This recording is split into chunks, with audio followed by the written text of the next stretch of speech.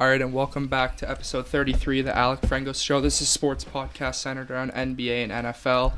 And today we're going to talk about the wildcard weekend that just recapped and a bunch of other things regarding the NFL. So first we'll just start with one of the first wildcard games this week. Your Dolphins losing to the Chiefs in a kind of sad fashion as the season's gone for the Dolphins. So what do you kind of make of the Dolphins season, that game, and what's really next for this team? I think this season, it was a 50-50 split. I think they overachieved on some stuff, but then underachieved on a lot of things. The big games that they didn't end up winning any. Got that lucky one against the Cowboys because Pollard couldn't get in the end zone, but put up lots of points against the bottom-feeding team. So it's you can tell they've separated themselves in the pack. They're just a mid team. So, but then the wild card game was just boring. Because it was just no movement on offense. They got that lucky deep ball to Tyreek, but other than that, no movement. No points in the second half again for back-to-back games against top teams in the AFC. So they're just stuck in a little rut that they got to figure out. I think the sky's the limit with this team. They got every piece. They just could be a position that's holding them back, but we all know that position. What do you think, Joe? Well, I think their season kind of ended when both their edge rushers got hurt. Mm-hmm. It's kind of hard to win when you don't have any pressure on the edges at all. For sure. And then Xavier Howard, he's just soft, so he won't never play. Soft. It's kind of hard to expect Tua to – well, it's fair. If he wants the big bucks, he's got to go and perform in that game. Yeah. But that is a tough game going into KC. For me, the Chiefs really didn't give the Dolphins an opportunity to capitalize on the game. They just ran the ball, long drives, scored. Obviously had the one play to Tyreek, but that was their only points. They didn't limit a bunch of big plays. You didn't see a huge crosser over the middle of the Waddle, huge Mostert or A-chain kick-out run, another Tyreek deep ball. So the defense played well. Special teams played well. The offense played well. They put, mid-20s on the board for points? Mm-hmm. Yeah. 3 touchdowns and a couple field goals, I think. So it's just a complete game from the Chiefs. Miami, they won't make a Super Bowl with Tua as the quarterback. I think it's very evident because unless you have the number 1 seed and everything goes perfect and people get injured for other teams, it's going to be very, very hard. He can't play in elemental weather. It has to be sunny in Miami for a competitive team. He hasn't performed against competitive teams, and the defense just didn't show up again. Obviously, they're injured, but Tua, even I think if they had the full defense, they would have lost because they only scored that 1 touchdown, and he's due for a contract. And I'm very curious. The Dolphins said they wanted an extension. I'm pretty sure Stephen Ross, the owner, said. So I don't really know what's going to happen, what that money is going to look like. I believe the highest paid contract is Burrow, $56 million a year. Herbert got $52, et cetera, et cetera. So if I were to honestly project Tua's contract, Daniel Jones got $40 million. He's going to get more than that. I'd say if Tua were to get a contract, I think he wouldn't be the super, super greedy type. I could see contract around $43 to $47 million for Tua. Yeah. Nothing too extreme. I don't think he's going to be super greedy. If they lowball him, I don't really think he has an option to say, I feel disrespected because you didn't deliver when all these big-time quarterbacks do deliver, and you just stat picked off the bottom feeders. They were up 50 against the Broncos, and he was still in the game. He was still in the game midway through the third quarter. So for me, I don't think Tua's deserving of a massive contract, but I think he's going to get decent money based off of Daniel Jones getting that huge contract, I think. Yeah. What do you think of that loss or win for the Chiefs, either one? Honestly, I wasn't super shocked. I picked Miami in my bracket because I was a bit hopeful. Kind of a mistake. I thought their run game would be better. I was very shocked by that, actually. I thought they'd been able to run the ball all year, and it just seemed like they couldn't go anywhere. And I think part of that is play calling. I feel like they ran that same flip to Mostert, half their runs. And McDaniel called good plays the whole year, but I think in that game, I think he was kind of underwhelming to me. Did he get a limited play sheet due to the weather? Maybe, yeah. I think most of that falls on Tua's inability to throw the ball, though. Yeah, I think so. It's tough. But yeah, I wasn't super surprised. The Chiefs again didn't really prove much to me though, and I think the Bills will bounce them next week, but that's another story. We'll get into that. Yeah. Next wildcard game, just to go through here, the Browns versus Texans. kind of an upset here. People weren't expecting C.J. Stroud to shoot out on this defense, and for me, he seems to be another one of these elite quarterbacks in the NFL, proven it, rookie year, first year, second year quarterbacks that have had instant success in the NFL, and he's one of them. To me, when I look at C.J. Stroud's game, I see another version of a Joe Burrow, somebody who sits in the pocket and just delivers, and only runs when they're needed to. There's no like Allen and Mahomes kind of they super playmaking stuff. They stick in there, they take the hits, they make the throws, dead accuracy. Like you said, some of the throws are wide open, which is huge credit to Bobby Sloan, who will probably be a head coach not this year, but next year, my prediction. But CJ Stroud, he's obviously the main reason the Texans are in the playoffs and winning playoff games. So all the credit goes out to him. And number 2, Larry Tunsil, Dolphins legend, who was able to shut down Myles Garrett. Only the first time they played them a couple weeks ago, and in the playoffs the second time, allowing no sacks, a couple pressures, but Garrett was a non-factor who was the main part of this defense, so I got to give it up to Tunsil and C.J. Stroud, honestly. And obviously the defense had 2 pick sixes, but that's just doesn't really put an emphasis on the game. I think some of the throws by Stroud were the main point. What do you think? The game, it was a good game at the start, and then it kind of got carried away, Flacco errors and stuff, but I think Flacco did prove himself to be able to come back to camp next year and put in a fight for the starting QB job over Deshaun Watson. If he wants to. Texans played great. Their defense looked unreal. Timely picks, and for 6 too is an insane thing to do in the playoffs. Just helps your offense out a lot more. For sure. Cleveland, I think there's a little storyline of the playoffs on the defense of lack of effort on defense. I think it started in the Browns game too. The couple guys, Emerson Jr. or something, he was just seemed too soft out there. Browns defense was this big thing coming in, and they got walked all over. I know the offense gave up 14 points from pick sixes, but Myles Garrett, who's was defensive player of the year candidate, and he comes in and is a ghost. He gets locked up. It doesn't help because it starts with the pressure there, because if you let a quarterback like CJ Stroud sit in the pocket, he'll be able to drop dimes. So when you get no pressure on him, and he's really the only guy that forces pressure, and he can't do it, it just let the opening for the Texans, and they just took full advantage of it. Agreed. What do you think, Jay? Yeah, I was honestly super shocked that the Texans won, let alone blew them out. I was so shocked. I thought the Browns for sure. I thought their defense would be great. But man, I was one of the majority that thought Bryce Young would be better than Stroud, and he's honestly blowing me away. I didn't think he'd be this good in his career, let alone in his first year. So it's honestly awesome to watch. Super good for the league. Their play calling's amazing too. Like I mean, but that's again like both Stroud and the OC are both like really good. So I think he deserves a job this year, honestly, with all the openings there is. Yeah. He's called amazing plays, and I'm kind of excited to see what they do against the Ravens defense. Be a fun matchup. Week. It will be a good matchup. That's a battle of 2 elite coordinators for sure. What do you think?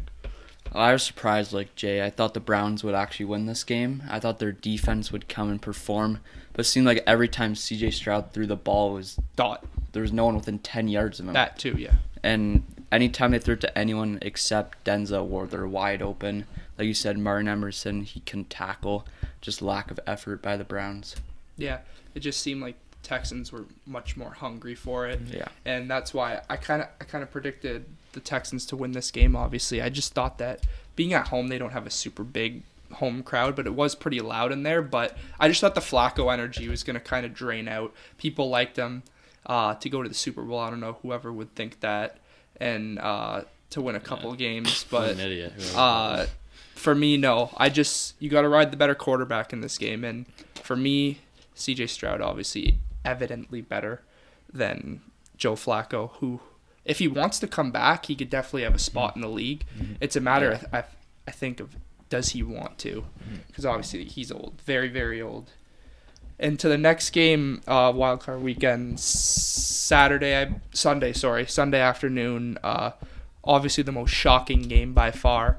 Packers blow out the Cowboys in Dallas. So I'll let you go again here first, Joey. What does this game really say to you?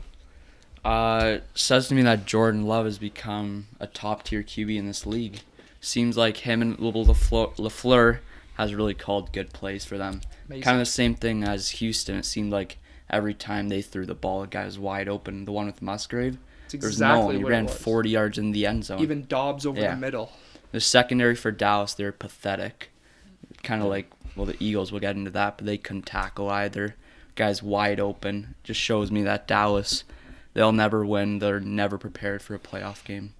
Yeah, for me, same thing as you for the Packers side. Jordan Love, he cements himself as another future quarterback for the Green Bay Packers that's going to have tons and tons of success in his career. And during that game, I kind of looked at it and I said, Jordan Love's going to eventually win a Super Bowl with this team. I can just see it. When you see a young QB play like a superstar in these moments, going to Dallas, everybody counts you out, and you deliver a 50 clip on the best defense in the NFL. It's very, very impressive, and I got to applaud the Green Bay management. Everybody hated the Jordan Love pick up until the moment he broke out. So they really know what they're doing there. And year after year, well, decade after decade, they seem to get a new quarterback. They waited him out, and it's working like a charm right now. So definitely for them, they get a lot of hate, that being like a public ownership group. Yeah. They don't make the right moves, but they seem to win every single year no matter what. So definitely applause for them. But the Dallas Cowboys, along with Dak Prescott, he won't win a Super Bowl. Every postseason, he folds. Every record is above 500 in every month for him but January. It has to mean something. It's not just a fluke. He doesn't play good in the playoffs. The pressure gets to him. Playing for Dallas gets to him. It's evident now. We all see it. Maybe this year I even had the Cowboys going to Super Bowl. I thought it was going to be maybe a year. This is the year they could break through. Top defense, CeeDee Lamb, evident top 3 receiver this year. Good, decent run game. Dak Prescott playing the best he ever has since maybe his rookie year in 2016.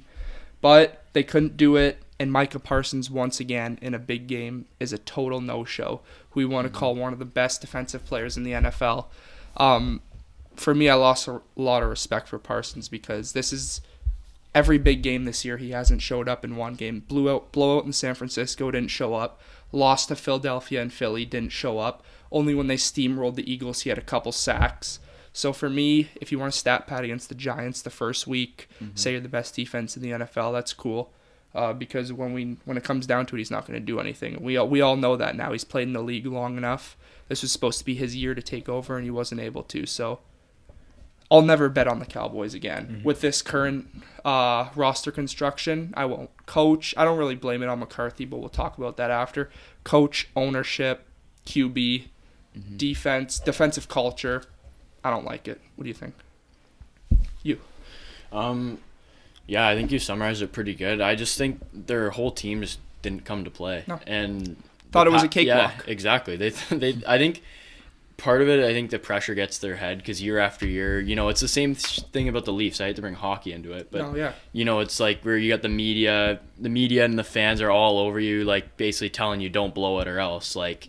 And it happens year after year, and it's honestly kind of funny to watch. It happens every year. Cowboys and Leafs, exact same thing. Perfect comparison. So, honestly, I just think there's something wrong from a culture standpoint where this team's so up and down, it's not even funny. Like, they absolutely crushed teams, and then they lost the Cardinals earlier in the year, and they come into the game in San Francisco. It's supposed to be a good game. They get their shit fucking packed, and they blow at other teams. Like, it's so up and down to the point where they won't win anything because you have to win 4 straight games to go to the Super Bowl unless you have the 1 seed. So 100%. Yeah. And there's no real confident structure where you're like, I got a Andy Reid, Sean McVay coach. Obviously McCarthy's good, but he's not one of them.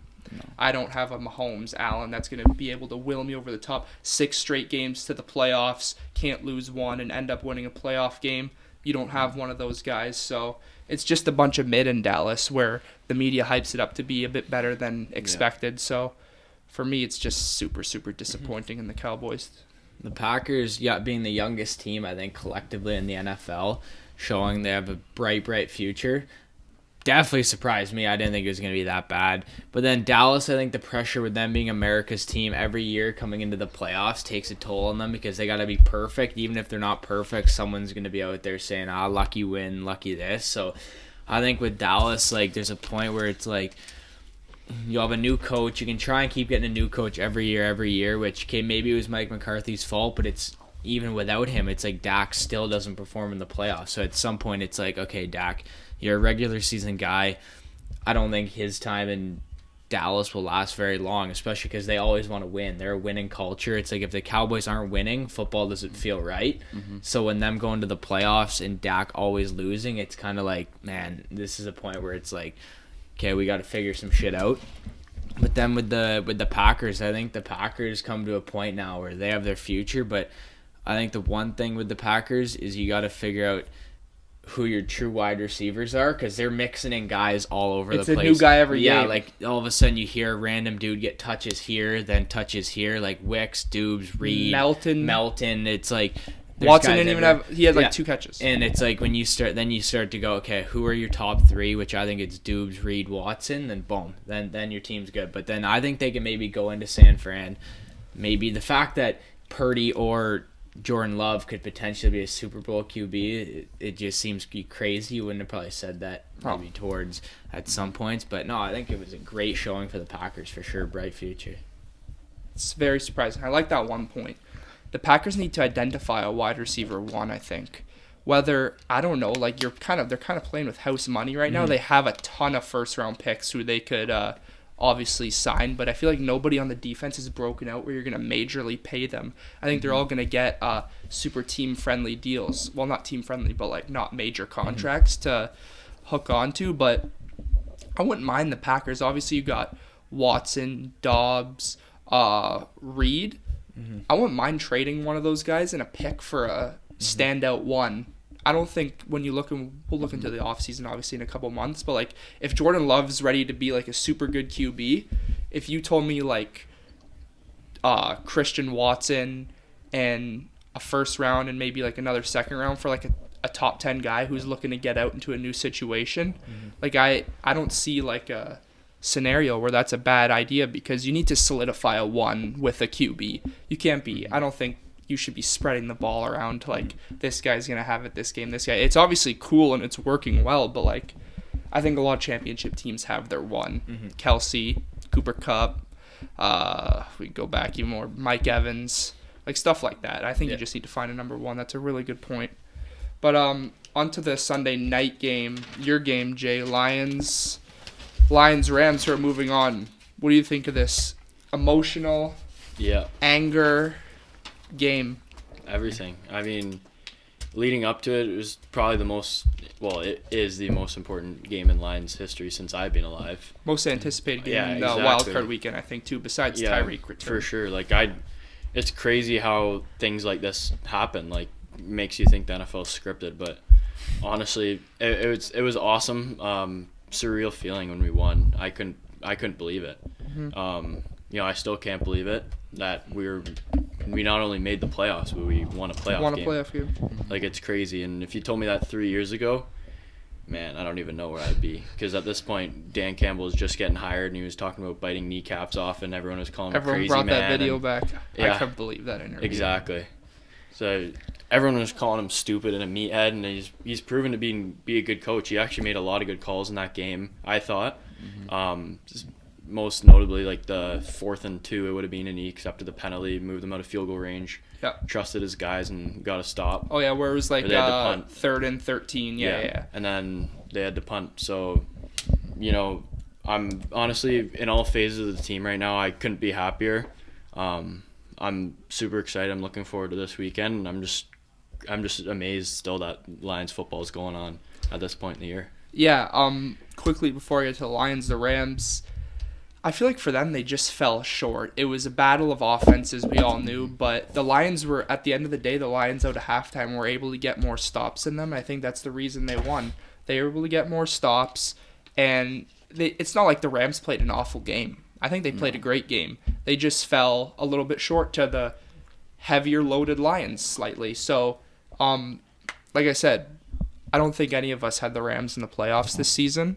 No. So, regarding the Rams, over-succeeded majorly. I didn't think with that roster you'd be able to make the playoffs, but obviously none of us knew who Puka Nacua the impact he was going to make coming into the season, and that's the main reason they're in the playoffs.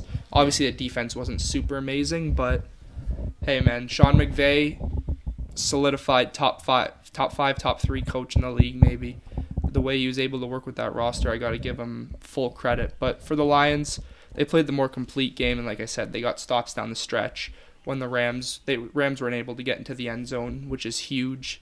In the playoffs, you need touchdowns to win football games, especially in a shootout.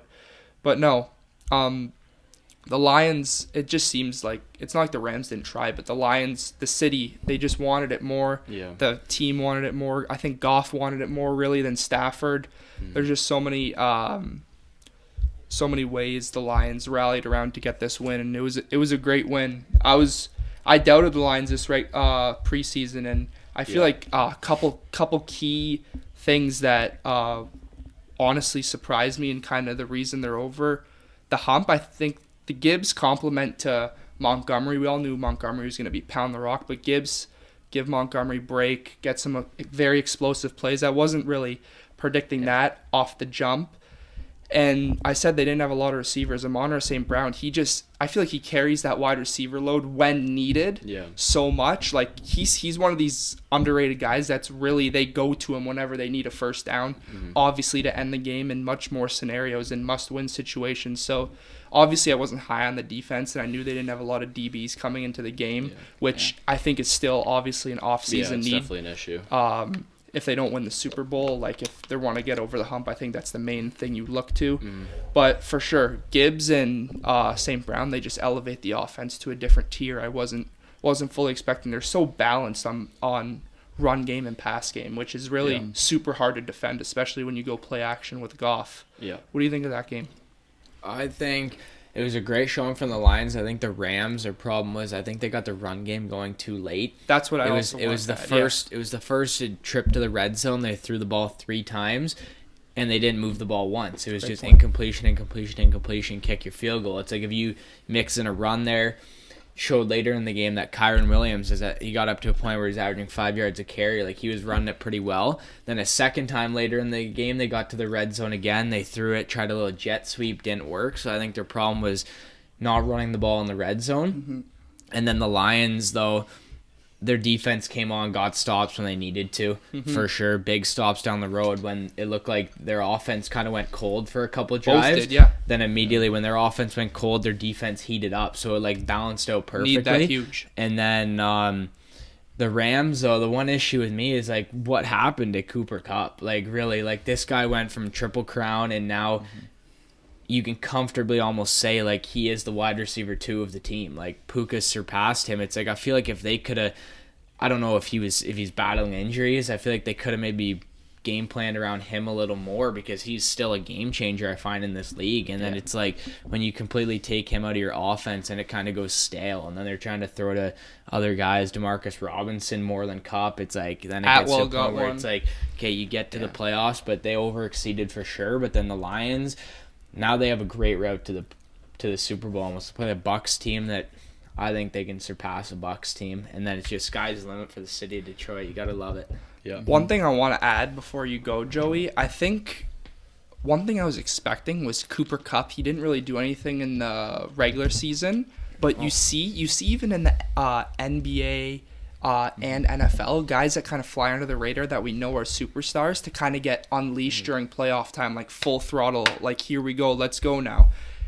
And I was expecting that from Cooper Kupp, and I didn't see it at all. I thought he was going to look like Cooper Kupp-esque, and he didn't really. He just looks, I don't know, he does look washed out there. Yeah. He does a little bit. He's not running routes clean. Bad routes, too. They had him running. I saw him running a couple 2-yard outs. It's what happened to him being the guy over the middle that gets you catching 10 contact. yards after catch. Yeah, for sure. But, and also, great point. Kyron Williams. We didn't really see Kyron Williams in the first half. I didn't see those huge runs up the gut for 10 yards continuously, which he was able to do. Maybe got to credit the Lions interior for that, but I just think that he was able to do it on a ton of teams. He did it against San Francisco 2 weeks ago now, but obviously, they weren't able to get that going, which could have maybe not opened the pass game as much. What do you think? Well, this is a really tough game for Detroit. Coming first playoff game in 30 years. having to 32. face your former quarterback that did a lot for the city. And it's tough. Like, I kind of see why Kyron didn't get the ball because, like, the Detroit's D-line's really good. Well, the run D-line's really good, and then the secondary isn't very good. Yeah. So they kind of went after it right away. But I feel like even in some of those, even in the red zone for those punch-in, like they're doing bootlegs and stuff and throwing it out to the flat. Yeah. I just kind of get Kyron going a little bit more. Wouldn't you like to see that a little bit? Because obviously down the line you were going to need him. After True. like you said, third quarter offenses always go dry. So you got to kind of. I would have liked to see the run game get going a little bit more. One of the first drives, they passed 3 times in the red zone. Right away, yeah. So yeah, that's definitely field goal, tough. though. But yeah, I think that's one thing that definitely held the Rams back a little bit. But got to give credit to the Lions. Played the more complete game and got it with the win. Going to these Monday night games, which happened yesterday, Steelers, Bills. I don't know if there's super much to talk about. What I think that the Bills, I predicted them dominant win. I think it was a dominant win. A little scare maybe near the end of the third quarter, start of the fourth quarter, but at the end of the day, I don't think it was like too much where the Bills almost choked. They really controlled every aspect of the game, and I feel like some people thought it was a closer game than usual because maybe they bet the spread, but that might be more of like a personal thought. But no, that's really Steelers. Rudolph, I had zero chance for the Steelers winning this game, especially with the backup QB. I thought Rudolph was going to do a little worse than he did. I actually thought we could maybe see Kenny Pickett in the second half, but the Bills, like, you thought it was going to be like, okay, you didn't think the Steelers were going to score 24, but it's the playoffs, it's Mike Tomlin, they'll put points on the board, but in my eyes, it was still a Bills domination, because I found, like, the Bills points almost weighed double than what the Steelers did. It's like when the Steelers scored, it was like, okay, Bills are still up by a lot, but they weren't. It just felt like it was the whole time it was just Bills domination, which I think it for sure was. I mean, Allen breaking off a 52-yard run kind of just said, all right, your defense is not going to hold me to anything tonight. I'm about to spark this defense up. But the Bills did what the Bills had to do.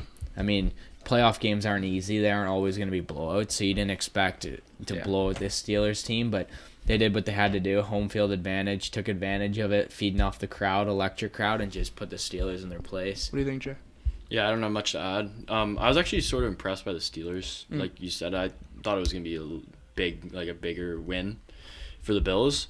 But they kind of held their ground a little bit. So I was a bit surprised by that. But, you know, like you said, I did feel like the Bills were in control the whole game. Even though they were only up 7 at some points, it still felt like they had a hold on the game. So, yeah. What do you think, Joe?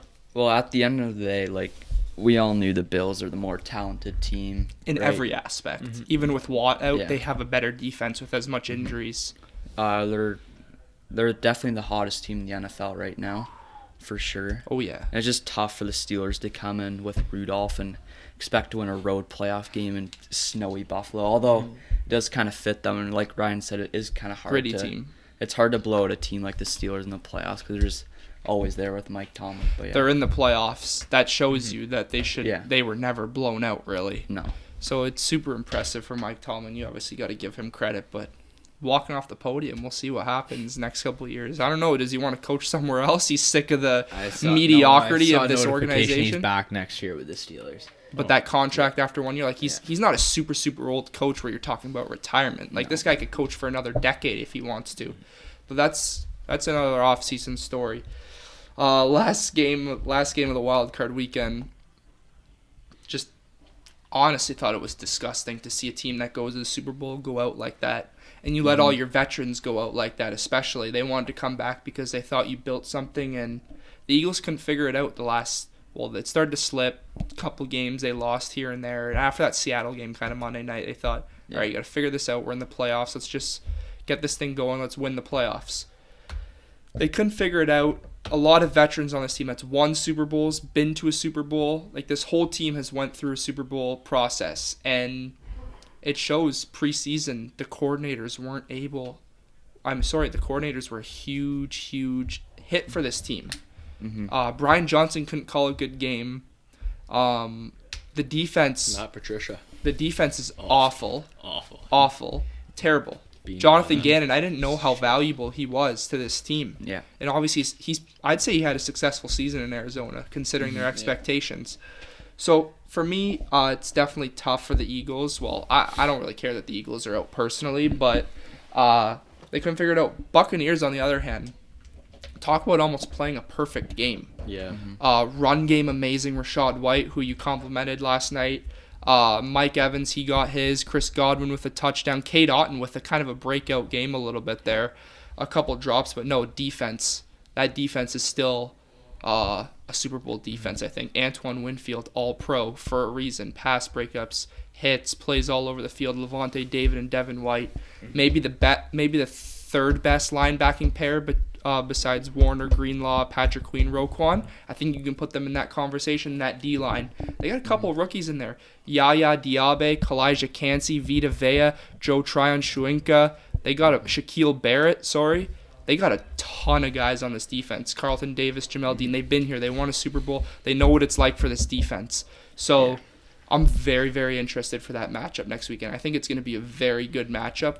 But we're going to talk about that in a couple of minutes. But no, Buccaneers play a great game and definitely deserve to move on over the Eagles. And side note, we're going to talk about Jalen Hurts, but he's kind of on very, very big fraud watch. He's dropped a lot in my rankings. What do you think?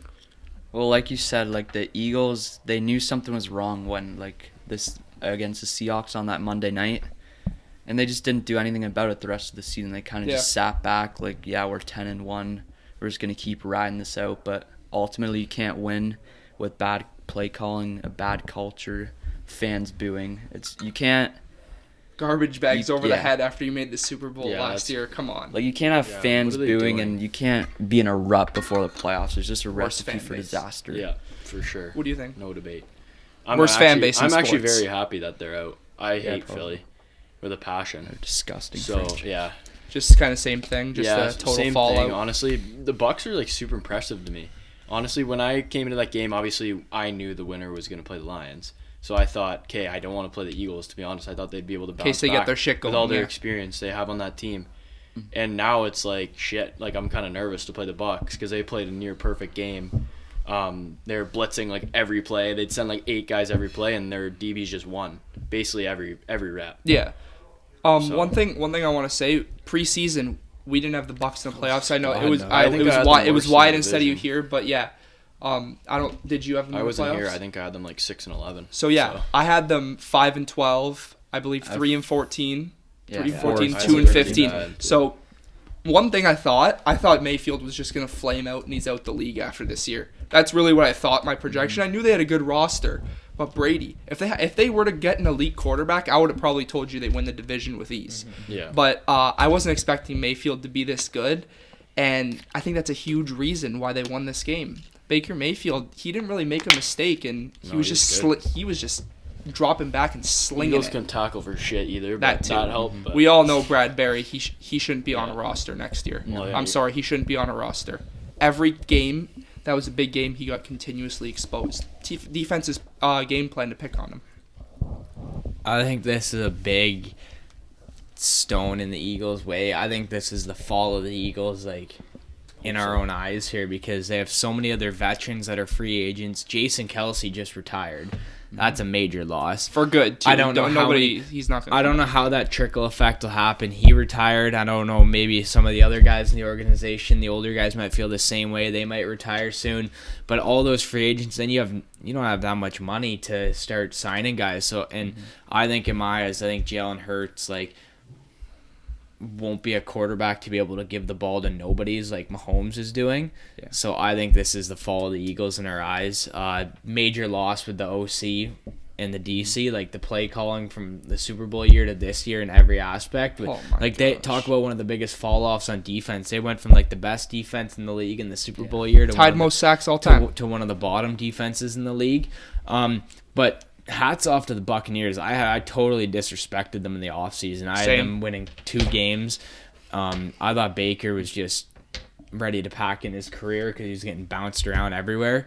So, but hats off to them. They have a real threat. I mean, if he can keep going without turning the ball over, I think he can pose a real threat to this Lions team. But I just don't know how well that's going to happen, if he'll be able to keep up in it. Because if the Lions find some way to expose the Bucs defense and they just shoot him out, I don't know how well Baker can keep up with that. But I mean, this Bucs team very shocked me. They walked all over the Eagles.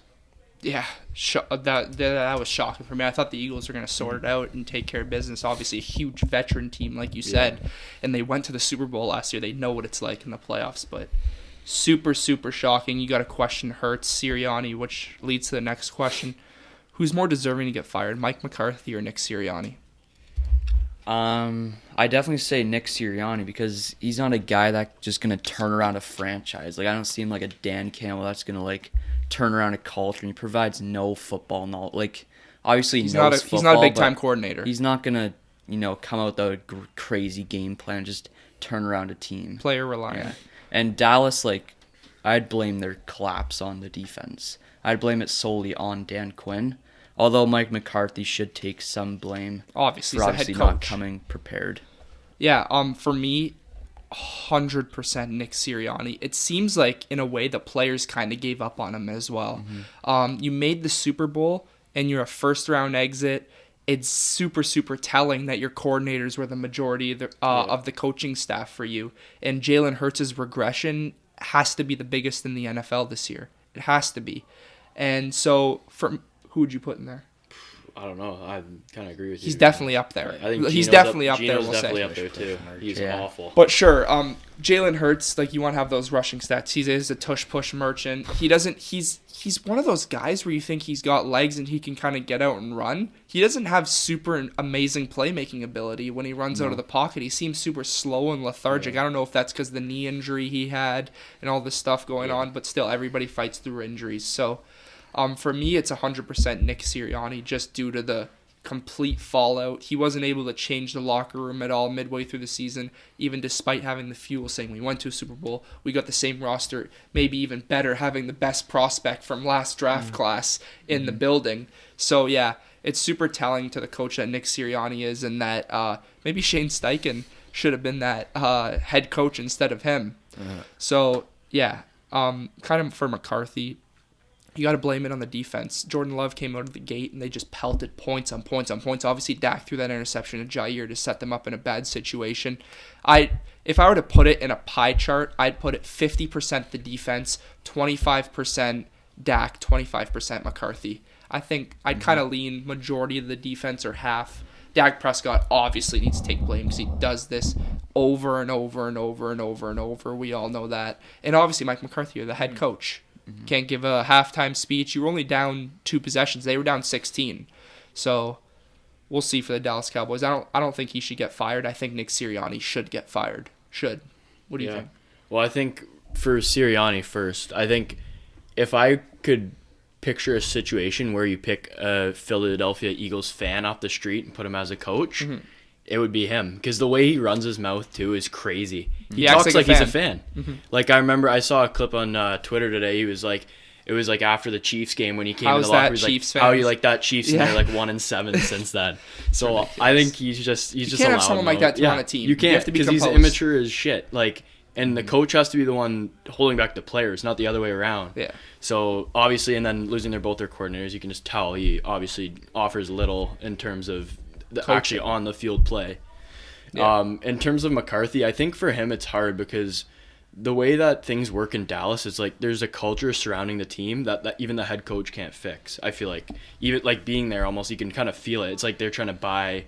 It's like they're almost trying to buy like this team, like super team in like the NBA or something like that. Like just everyone surrounding the team, it just feels like they have to be good, and it just the pressure just amounts to them crumbling. So I don't blame him that much. I don't think he deserves to get fired. But Sirianni?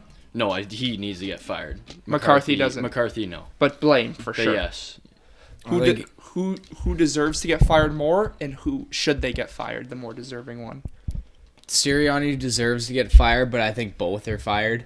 Okay. But I think Sirianni for sure, because after that Seahawks game, it was 2 weeks, 3 weeks after that game, when A.J. Brown came out and said that last play call, they went off script of their OC and they made their own play and it was just a pick. It was like lost the locker room. It was like that just proves that since that point, Sirianni totally lost the locker room, because then you were seeing Hurts and A.J. Brown yelling at each other on the sideline yesterday or whatever. You saw Goddard and Hurts yelling at each other. It was like, man, like, can this guy get a grip of the locker room? Like, it just feels like they totally lost interest in all of football. Oh, Like, yeah. like they took it upon themselves, but it was more like I'm just gonna let my play do the work. I'll take it upon myself, but it's just really my play. And then Sirianni was probably like just laid. He seems like a guy who, at some points, he'll just I don't give a shit. Like, I'm out of here. I'll tune off. You guys can do your own thing. But then OC play calling looked awful. So I just think. Brian, they should just clean Patricia, I just think missing Johnson, out on their Patricia, losing get their out. OC and DC is like just shows that Sirianni leaned on them a lot. And now when it's all in his court, he couldn't take over a defense, be like, hey, tighten up, let me start doing shit, or let me start doing shit on offense. He was really just the middleman. He was just there. For sure. Speaking of the Eagles once again, would you rather Jalen Hurts? I'm not too high on him anymore, so I don't think any of these names are super disrespectful, but we're definitely not in the top 4 range. I'll just say it like that. I think that's fair. First name, Dak Prescott. Dak. I think I'd take Dak. I'd also take Dak Prescott. Dak. I just think, like, Jalen Hurts, Dak might be more of a dual threat than Jalen Hurts. Like, if you don't even account for the tush push, you'd be like, oh, when you look at the stats, look at the rushing touchdowns, this, that. Come on, man. Get out of here. 1 yard. Dak Prescott probably this year made more plays with his legs than Jalen Hurts. Third down extensions where he runs. Dak Prescott's the better pure passer. For sure. Obviously, they both didn't show up in the playoffs. Last year I want to call the Eagles run a fluke. I don't know if any of you guys want to say that, but I can't see them getting back to a Super Bowl, especially with Jordan Love emerging. Lions are here. San Francisco. There's just so many people that you could still throw in the mix over the Eagles. Dallas, obviously, I'd Dallas or Eagles. Dallas are better Dallas. right now. Dallas Bucks are still there if Baker keeps it up. Yeah. So it's like, So there's always more competition in the NFL. So yeah, I'd go Dak Prescott. Next name. This kind of where in the range I'd put him. Kirk Cousins. What do you think, Joe? Kirk Cousins. I'd also go Kirk Cousins. More of a pure gunslinger, gets it out to the playmakers. I think I'd take at the start. I think I'd take Hurts just because. Okay, sorry, I forgot to mention. Which quarterback would you rather have going into next season? So just for going into next not season, for like a I would future. slightly lean Hurts just because Okay. the injury and the age. Hurts. But- Jalen Hurts. Okay. CJ Stroud. CJ Stroud. Stroud for sure. Okay. Stroud. Yeah. Obviously, I'm gonna go Stroud. Jordan Love. Love, for sure. Jordan Love. I think I'd still go Jalen Hurts. That's hard to say. It's but hard, but I don't know. I'd go Jordan Love as well. Last one, Baker Mayfield. Who would you rather have next season as your quarterback? I'd take Hurts for sure. Hurts. I'd also take Jalen. I think Hurts. Jalen Hurts. I can't trust this Baker No. His ups and defen- down his roller defense coasters. is way I kind of know what I'm getting more with Jalen Hurts. I think, but Jalen Hurts is a pure passer. Is not. I don't No, like no, him. no. I think just with his ability to Shane extend, Steichen gave him much more running Yeah. freedom, though. I don't know if he was hurt or what was. Obviously, we and know with Brian his Johnson's ability to trash. extend plays is what keeps him up there as a top. For sure, agree. Before we move on, staying on quarterback topic, before we go on to our matchup predictions, who's the best NFC quarterback left in the playoffs? Jared Goff, Baker Mayfield, Brock Purdy, Jordan Love. I saw on Twitter today, if you were to tell me these are the last 4 QBs remaining in the NFC, I'd be very, very, very shocked. So, out of those 4, Love, Purdy, Goff, Baker, who's your choice if you were to start a franchise, say everyone's same age? Which QB would you rather have? Who's the most talented? I think Jared Goff. I think he takes care of the ball the best. So I think I'd go him. He's accurate. He finds the windows. He can hit the deep shot. You know, he's not the most mobile, but I think he can just get the job done. Okay. What do you think? I'd go Jordan Love. I think Okay. he's He's one of them. Where he is. One of them. He will be one of them. I think. I'll go next because I think you'll have different. I agree with Ryan. I think, like you said, I think Jordan Love, he's early on in the season, I think he was a little more hesitant to turn the ball over, and he was kind of making those frightened plays where he would throw the odd interception against Cowboys. I thought he was going to throw a pick for sure, but he looked so calm, cool, collected, drop back, a little bit of bootlegs, and he was able to get out of pressure a lot and make the throws under pressure. So I would take Jordan Love a little bit above. It's crazy how much he Jared does Goff. look like Aaron Rodgers. I A little know. bit. Like, it's crazy. Like, these back foot, one off the He back is foot the or same player mid-air mechanically. throws. Oh, my Mechanically, he is the same Sound like player. Collinsworth. God. I know. Not to sound like him, but yeah, he does. Go on. Who are you taking? Your guy? No, I don't know. Because if you're asking me who's most talented, I'd take Jordan Love. I think from what he's shown. If you were to start a franchise. who would Yeah, you if I were to start a franchise, I would take Jordan Love. Goff, like, in terms of who I want, like, who I think's like the best in terms of in the system and everything, I think Goff's definitely the best. Or you could even argue Purdy too. Yeah. But Yeah. I think off script, like Goff can't go off script. That's his one downfall. You see when he tries to run out of the pocket, even he seems flustered. Yeah. When you get to him, that's what I'm worried about Tampa, because once he gets pressure on him, then everyone's known that's a known fact. If you get pressure on him, then he crumbles. Yeah. I think what Love showed against the Cowboys, obviously it wasn't a very good effort by their defense, but he's so calm for somebody who's first year starting Even in that the game league. against the Chiefs. And I in the hate middle to of the admit it season. because the Packers deserve to be bad. They've literally never been bad, and I hate to see it, but he's really good. One so. thing too, which you could add to that Goff kind of frightening under pressure. Buccaneers sent blitz after blitz last that's night. what- They said, DBs, you hold up one-on-one, we're going every third down. Every third down, Yeah. it feels like they sent pressure. 7 guys at the line, at least 6 went. Yeah. Every single time. But- So that's going to be key. But what I will say is we played them earlier in the season, and I think he had almost 400 passing yards, 2 touchdowns, no picks.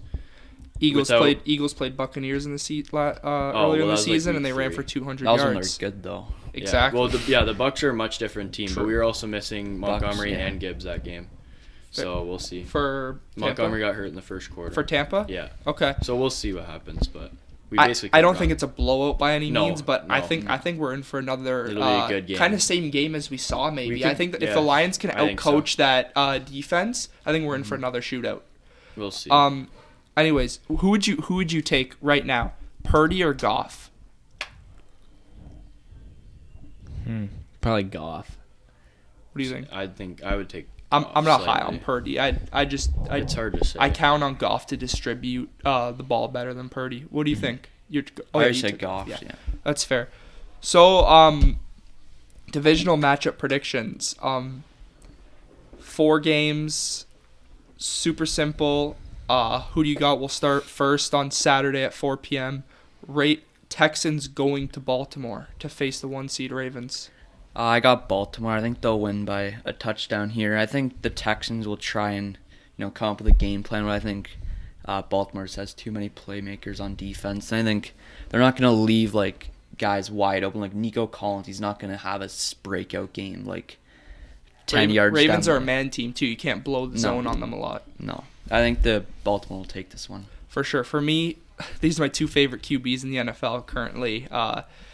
I'd go Lamar and then Stroud. But for me, Stroud, phenomenal rookie season. I think it does end here. Mm-hmm. This team is a walking juggernaut. They got playmakers everywhere, like you said.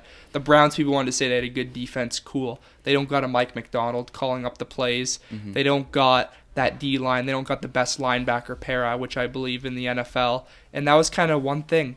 Stroud was kind of hitting those levels over the linebackers a lot against the Browns. I think that Roquan Smith and Patrick Queen are going to be a little bit more aware on where to play on the field, and I think that's going to be a super big difference. I could see Stroud doesn't throw a lot of picks. I could see him throwing one here just based off the looks Mike McDonald's going to be giving him. I think the offense against this defense is kind of a mismatch. Super inexperienced defense still. Stingley, Petrie, Will Anderson. I think they won't be able to contain Lamar because you see they play a lot of pocket passing guys in the NFC South. He's not like these guys at all. I think he's going to be able to have a big day on them. And Mark Andrews could be back too, which just adds another lethal weapon for the Ravens going on this playoff run. What do you think? Not much to add. I think the Ravens will win by 2, maybe 3 scores. I just think Houston's done now. So that's fair. But I thought that last round, so we'll see. Yeah, for sure. Never What do you know. think, Ryan? Mm-hmm. Give me the Houston Texans. Upset. I just think the only problem, I think their defense will find a way to slow down this Ravens team, keep it a game. But just my problem is now Noah Brown. I mean, he was a somewhat factor. He's out, and then it's like, okay, you got Nico Collins, John Mechie, Dalton Schultz, Brevin Jordan. It's like, can these receivers for C.J. Stroud get open for him against this Ravens defense? That's my only problem. I find if they can do that and they can get open, I think they can win this game. I think the Ravens, in my eyes, might have because I think the Texans' O-line's pretty good. I think they could have trouble getting pressure on C.J. Stroud, and then even if they get a little pressure, I think his ability to get out of the pocket and make plays will come into effect here. I like Houston Texans on an upset. Why not? One thing that I kind of want to add, the Texans do have great pass protection. I think when it comes to the run game, that's going to be I don't think the Texans will be able to run the ball. No. I don't think so. Because the interior is a little bit weaker than their outside, Fant and Tunsil. So pass rush, sure, Stroud might have his time, but I think running the ball, I think it's going to be very one-dimensional for the Texans. They're going to rely heavy on Stroud, which if it happens going into the second half, tons of passes, he could end up getting hit a lot based off of the ability to not be able to run the ball. But next game, Saturday night, I believe, we have the NFC, sorry, Packers go to Niners. San Francisco. People counted out the Packers this time. Last week against the Cowboys. I think everybody did. Nobody in our bracket had Packers winning but Bryson. But for me, I think it's too good to be true, this one. Give me the 49ers. I just think they're so prepared. They've been locked in all season. This is when I see that I think this one is a 2-touchdown-ish game. 49ers win comfortably. They move on to the NFC Championship with really no big issue. Yeah, the Packers probably faced the worst linebackers against the Cowboys, and now they're going up against probably the best duo in the league. Because when Jordan Love would go back and play action, the linebackers would run up, and then Dubes would be Just wide throw it open over the middle. every time. Fred Warner's not going to allow that. No. They have a game plan. They'll be able to. I think they'll run the score up on them. Yeah. You going with the upset again? I think I might go with the Packers. I think just something about the Packers against the Cowboys there really showed to me, man, when they're clicking, they're clicking. I find Jaden Reed wasn't even involved in the game, and they were still dominating. I don't even think he had a catch. I mean, I feel like that was a great game for Christian Watson to go, you know what, there's a full game, rest your hammy again. Gives you another full day and a full week of preparation for this 49ers game, but it's just the 49ers are great. I took them to win the Super Bowl, right? But I think the Packers, they could, because Brock Purdy, I find he could crumble potentially. I mean, Jair, he should be good to go, right? I think he was hurt He'll or be something. good. If he played this week, he won't play next week. No, I think the Packers defense could be suspect in this game, though. But I don't know. I don't think there's anything stopping me from taking the upset. I mean, I took the Cowboys to smash the Packers last week, and it was the total opposite. So I don't know what's stopping me here from taking the upset. I respect it. What do you think, Jay? Yeah, not much to add again. I think the Packers basically played the perfect game versus the Cowboys, and I think even if they play like that, it'd be a close game versus the Niners. So that's fair. I think I'm going to take the Niners pretty comfortably, I think, by the 10 or 2 scores, I'll say. Upset pick. I like it. Yeah. Ballsy. 3 p.m. Sunday. Buccaneers travel to Detroit. What do you think first? Go ahead. I don't know. I'm excited. We beat them earlier in the year, but I mean that doesn't mean much because they're a complete different team. So yeah, I think it will be a relatively low-scoring game, like it was the first time we played them. I'm gonna take Lions by a field goal. Okay. Fair.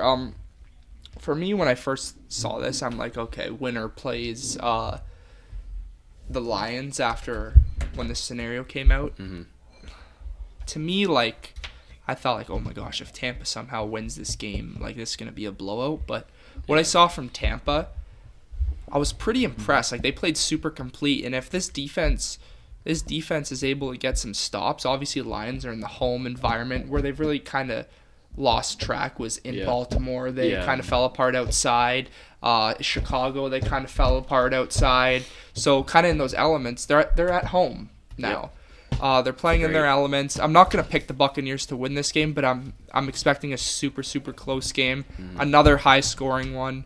I think Dave Canellis, the OC for the Buccaneers, I think he's game planned to the defense's weaknesses. Yesterday they kind of punched the ball down the middle with Rashad White, where that D-line just looked somehow weak. Yeah, I don't and know. they were able to attack James Bradbury all game, missing tackle after tackle after tackle. Yeah. So I think he's going to go after the secondary like Sean McVay did right away. He's going to say, how did the Rams put up 20 points or 17 in the first half? I think he's going to do the exact same thing, but at the end of the day, I'm not going to pick Baker Mayfield to make more game-changing plays than Jared Goff. The only way the Buccaneers win this game is if the defense for the Buccaneers steps up huge, limits them to under 20 points, and it's going to have to be a Goff turnover or fumble and flips to the Buccaneers where they can have a minimum field goal chance. I think it's just going to be if it's one of those turnovers which is a game-changing turnover. Yeah, the Lions are a tough team to beat right now, especially going to Detroit. It's going to be a tough time for Tampa Bay, just because the Lions just kind of have some kind of mentality now that Dan Campbell's kind of drilled in their heads, like, we're not going to lose. Like, No. We're not going to give up on this city, deliver, like, poor performances. We're going to do this for the city. We're going to represent. We're going to win it. Yeah. But I do think the Bucs, I don't think they'll be able to score much points. You don't think so? You think it runs out there? Yeah. Well, I think our tackling will be better. That's one thing we actually are decent at is tackling, but I'm gonna take the Buccaneers because I think Wow, okay. to be honest, like the Rams lost that game. I think because they lost out on points by a touchdown by not running in cases where they should have ran it. Okay. There was a perfect point where the Lions' offense went stale, but then immediately when they went stale, the Rams' offense went stale, and I think that's when the Lions' defense they did play good, but there was multiple scenarios where the Rams shot themselves in the foot, and I think they could have got a touchdown out of some field goals. And then the Buccaneers, I mean, they will stop the Lions from scoring, I find. It's just a matter of if Baker Mayfield can just get the ball down the field, because the Buccaneers will actually run the ball. Yep. Like, they will run the ball. That's something the Rams didn't do. So I find that'll swing some momentum in the game. I know kill some clock, with the run. But I think the Lions, I think, should definitely deserve to win this. But I'm not scared of saying, the Buccaneers can win, because I truly think they do after seeing that game. Because really, the Eagles were bad, but they didn't have anything. Like, the Buccaneers completely shut them down. Like, any life the Eagles did after that touchdown, after that, the Bucs were like, you know what, done. We're not letting anything happen here. Back, yeah. They just clap back and they shut them down completely, and I think they can I think they can do the same with the Lions. They can just get them in a chokehold, because their defense and DBs, I mean, if they're going to rely on them, I mean, I think I can take them over the Lions receiving. So I think that's the one thing about Baker Mayfield. He just brings that kind of like cocky asshole vibe to the team, where like they score, he's like, we're not going to let them take over. Let's go. Let's throw the ball 3 times. Mike Evans downfield, K-Dot and crosser deep shot. Like, I feel like the OC, Dave Canales, he's able to call to like Baker Mayfield's ego, it feels like. Like they hit that huge deep shot on Devonta Smith, and then I think it was a huge busted play where it was like a touchdown right after that. So I think it's going to be a good game. Super entertaining, to say the least. We got 2 good offenses. Buccaneers got a super good defense to maybe, if it is a dogfight, we'll see what happens. But I do have the Lions. You're going the upset again, you 2 Lions. Most anticipated football game of the year by far. Most anticipated football game. Everybody wants to see this. Bills Chiefs finally in Buffalo for the first time with fans. Patrick Mahomes' first road playoff game ever besides the Super Bowl.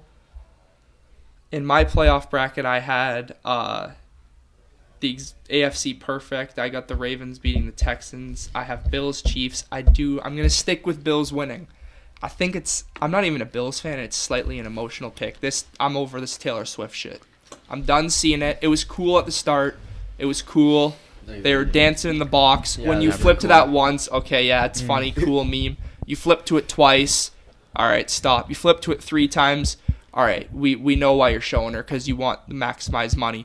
I'm done with this. I hope Josh Allen can have a heroic, legendary, historic performance. I'm not going to predict it like he isn't going to. He is very capable of. The Bills have to be so hungry to win this game, because if Josh Allen and the Buffalo Bills lose at home to Patrick Mahomes, the only excuse they have left everything's out the window.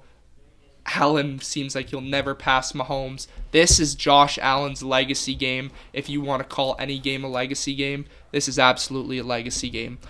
And the Mahomes is the clear number one narrative, which I think after the season he will be no matter what. But if we could get a kind of step on here, I think it's going to come to a debate in a couple of years. Give me the Bills. Give me the Bills by a touchdown against the Chiefs. Mahomes has a chance to tie it up. I like a Bills turnover, home crowd, couple false starts. They need those. It can't be KC having it in their favor every time. It's finally happened. Bills beat the Chiefs and finally break the curse. Finally. Yeah, I want the Bills to win very, very bad. I hate all this Taylor Swift stuff.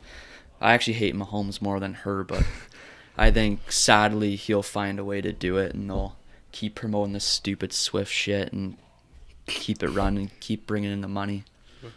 It's sad to think about because obviously the one thing I don't want to do is bet against Patrick Mahomes in the playoffs. I said I wouldn't do it after last year he won the Super Bowl, but when circumstances come like this, they're too hard not to pass up. I'm taking the Bills still.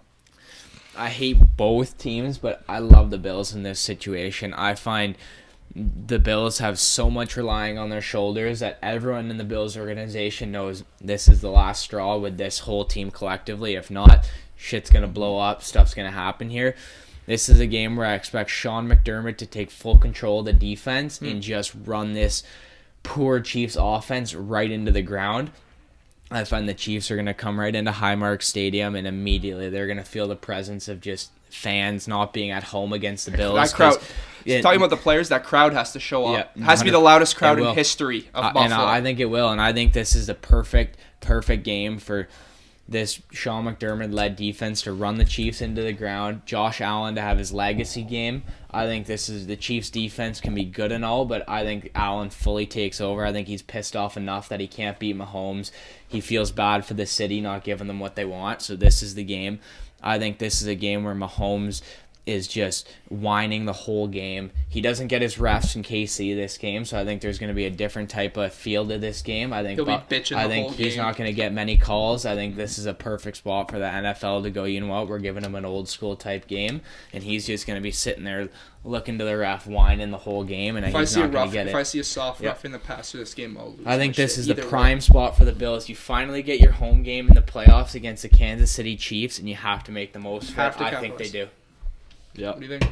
I mean, I think McDermott's playing for his job this week, honestly. I still think he is, yeah. Yeah, because if they lose this game, it shows You'll never that they make the can't, Super Bowl. you can't get over the hump. For sure. So, because this is probably the worst Chiefs team that we've seen in the last 5 years. I agree. Probably. I agree. Especially offensively. Like, their defense is decent. Good. Yeah. But Just because the drop problem and all that, Kelsey's kind of regressed a little bit. Exactly. Like, we still had an elite Kelsey last year. Obviously, they thought they lost Tyreek. They're going to be worse. And I think he was still, like, second in tight end receiving yards behind Hawkinson. Yeah. And it was considered a bad year for him. But I just think the Bills, I think especially the Bills pass rush, I think this will show. They've invested so much into it over the years. They got Russo, Epinesa, Von Miller. Better like, do something. Yeah, they have so many first-round picks on that D-line, and they put so much money into it. And I think they're going to, like, do their best to make Mahomes start crying. And I don't think he's going to get the flags this game either, like you said. It's a night game? Yeah. 6:30, so it's going last to game. be chilly as shit, that too. makes me think the Bills are going to blow the doors off this. Yeah. I think by 2 scores, like a touchdown field goal. I'll be so happy. I love it. Happens. I ain't even a Bills fan. No, I just want to see this shit. Pan to Taylor Swift crying in the box. Use that as your final promotion. She going? Oh, for sure. For sure. NFL's probably paying her to go. Brittany Mahomes, she better be there with her because that's the only reason she's got attention after that Super Bowl. Snowball right off her head. So, yeah. I hope Bills Mafia's pelting snowballs at that box. At the window. They will. Yeah. I think they will. If any game they need to bring the energy, it's this game. Out of every game in the past years, 100% this might be the biggest game. This is probably the biggest game in Bills history, besides obviously the Super Bowls they've been in. Well, like recent Despite Super Bowls sure. they've been in, this is the biggest game of all time for the Bills.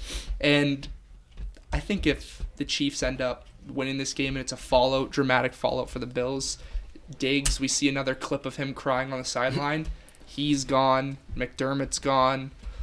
We'll see what happens. I can't wait for that game. But before we go, we'll get a prediction. where's Bill Belichick coaching in 2024? Because he interviewed with the Falcons, and it could happen soon. It could happen in a while, but I just want to get it off right now. What do you think? I think he'll take a year off. Ooh. It's kind of spicy, but I think he'll just take a year off. Okay. Kind of like what Sean Payton did and just come back to it. Okay.